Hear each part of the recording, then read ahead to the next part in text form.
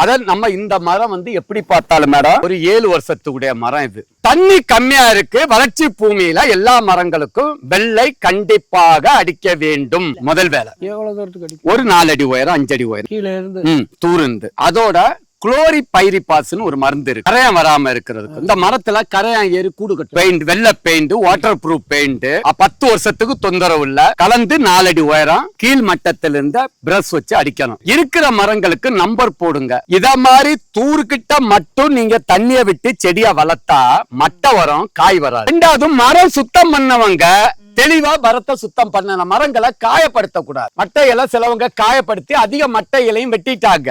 மட்டை இடுக்குகள்ல வண்டுகள் பூச்சிகள் வராம இருக்க அங்குசம்னு ஒரு உப்பு இருக்கு, அத ஒவ்வொரு மாதமும் போட்டா வண்டுகள் வராது. எல்லாத்துக்கும் மேல பாலை வாங்கி வரும். குறும்பைகள் வந்தா குறும்பைகள் உதிராது, மரம் ஆரோக்கியமா வளரும். அங்குசம் அது பசுமை பூமியில எல்லாமே கிடைக்கும்.